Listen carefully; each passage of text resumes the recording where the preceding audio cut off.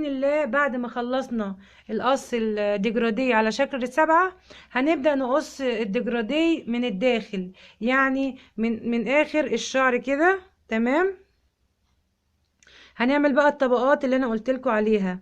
هنبدأ من اول كده هنا نقسم. خلاص احنا عدينا موضوع القصة، هنبدأ من عند القصة على طول من وراها. تمام. وزي ما قلت لكم في الجزء اللي فات عن القص، بيبقى عندي اي حاجه كده ليها بوز طويل، سواء مشط بوانطه. المشط البوانطه ده بيتباع يا جماعه مع مجموعه القمشات، فتقدروا تجيبوه عادي وتقتنوه في البيت، مش غالي يعني. تمام. ان شاء الله هنكمل النهارده موضوع القص، وباذن الله هعلمكم يا حبايب قلب ايمي ان شاء الله تلفوا السوست ازاي. عشان بعد ما تخلصوا القص، طبعا انتوا عايزين التسريحه تبقى حلوه، تسريحه الديجرادي او المدرج او ايا كان اسمها المتعارف عليه. تمام. هنبدا نقص الديجرادي من الجزء اللي ورا. خلاص احنا قلنا منطقه القصه، خلاص اهي نعتبر ان منطقه القصه هنا. هنبدا نقسم كده. خلاص احنا عملنا المدجرديه على شكل 7، خلاص بيبقى نازل معايا كده على شكل 7. خلاص ودرجناه من الجوانب. هنيجي بقى ندرجه من النص، اللي هي المنطقة بتاعت خلف الرأس. منطقة ايه يا جماعة؟ يا ريت تكونوا مركزين معايا. خلف الرأس. باجي اول خصلة بقسمها كده. تمام. واقوم ايه عاملاها بكليبس زي كده. اي كليبس عندك، توكة، اي حاجة يعني مش مشكلة، هتقضي الغرض. تمام. واقوم بعديها اقوم مقسمة كمان تقسيمة. يعني ممكن انت تعملي الطبقات على 4 أو 5 زي ما انت عايزة.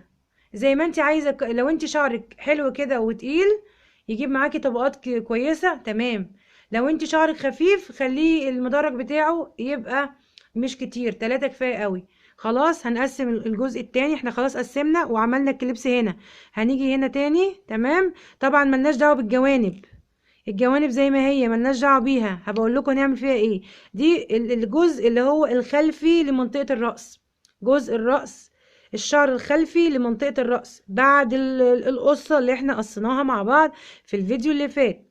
هنيجي بعد ما قسمنا تاني خصله، تاني جزء من الشعر هنقوم عاملينه بكليبس. خلاص. يا رب الامور تكون واضحه. هنيجي في الجزء الاخير هنقوم لمينه بردك. لو احنا عاملين 3 طبقات هنقوم ملمينه بايه؟ بكليبس. هنطلع في الجزء اللي احنا قسمناه فوق. تمام. نعتبر ان الشعر دوت هو الجزء الاولاني. خلاص. طبعا انا بحاول الم الشعر العروسه اللي عجبت ناس كتير عايزين يقتنوها في جهازهم، هم عرايس وبيحبوا العرايس. ف شكرا ليكم يا حبايبي. هي عباره بس عن لوجو انا كنت عاملاه لسمات التوحد، وكمان ايه عشان اعرف اعلمكم عليه بدل ما اجيب بوستاج وكده والكلام دوت. لان انا ما عنديش بنوتات يا جماعه، انا اولادي كلهم صبيان، فما عنديش حد ان انا اعلمكم عليه القص. هنعتبر ان ده الجزء الاول. تمام. طبعا هو بيبقى ملموم على بعضه، انا بس بمثل لكم على العروسه. اول جزء يا جماعه في اول طبقه بقصه كده زي ما اتفقنا. بنقصه كده بزاويه. تمام. بنقصه كده بزاويه. بيبقى اول جزء من الطبقه الاولانيه بتبقى اقصر طبقه. بتبقى اقصر طبقه. خلاص. بتبقى اقصر ايه طبقه، واقصه بزاويه كده، واقصه بزاويه، وهكذا.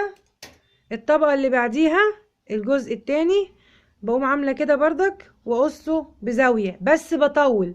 يعني من فوق بقصر، وكل ما انزل اطول، بس بياخد التدريجة اللي هي بايه، التدريجة اللي هي بزاوية كده. ارفع الشعر لفوق واديله ايه، واقصه كده بزاوية بالمقص. تمام. وهكذا. يعني انا بقصر من فوق واقوم مطولة، ادرج واطول واطول. خلاص. وكمان هوريكم ازاي تلفوا الشعر. في يا جماعه انا كنت اتكلمت، دي يا جماعه السوسه دي جميله جدا، يا ريت تقتنوها بصراحه حلوه جدا. دي بتحتاجش اي حاجه تثبتها، ولا بتحتاج كليبسه، ولا بتحتاج اي حاجه. بصراحه عجبتني جدا في الاستخدام الشخصي. بتجيبي كده بعد ما قصيتي الاجزاء اللي من ورا، تيجي تلفيها كده. تمام. وتقومي لفاها بالطريقه ديت. بصوا يا جماعه بتلزق في الشعر اهي. بس بصوا جميله جدا ديت اهي. بتعمليها كده بعد كده ايه تنزل معاكي التسريحه المدرج. ورجعنا لكم كمان مره عشان نتعلم مع بعض ازاي نقدر نقص الجوانب. احنا اتفقنا ان احنا خلاص هنعمل طبقات، الطبقة الاولى قصيرة، الطبقة اللي بعديها اطول شوية، بس بتاخد الحز بتاع المقص بيبقى بزاوية كده. تمام. نيجي للجوانب. بالنسبة للجوانب يا جماعة هتقسميها كده من جنب القصة. تمام. هتاخديها نفس الموضوع كده، بتعمليها كده. تمام. وتقومي كمان عاملاها بزاوية كده، بزاوية كده. ما تحاولوش تقصروها قوي عشان تعرفوا تلموا شعركم بالتوكة بعد كده. ونفس القصة هتبقى نفس الطول، بتعمليها لقدام كده وتقومي قصاها بزاوية كده. تمام. يعني انتي بتبقى الجوانب واخدة نفس طول الطبقات الاولانية خالص. الجوانب بتبقى واخدة نفس القصر بتاع اول طبقة قصيرة. الجوانب بتبقى ماشية مع نفس الطول القصر بتاع الطبقة الاولانية. وشكرا ليكم ولحسن متابعتكم. ويا ريت بقى ما تنسوناش في لايك وسبسكرايب وشير. ويا ريت كمان تتفاعلوا مع فيديو صباح التفاؤل والامل مع الاسكندرية، الفيديو اللي انا صبحت عليكم فيه. تمام. شايفين يا جماعة، انا قلت اصبح عليكم في فيديو الاسكندرية. وشكرا ليكم، وتحية من ايمي الاسكندرانية ليكم، ودمتم سالمين.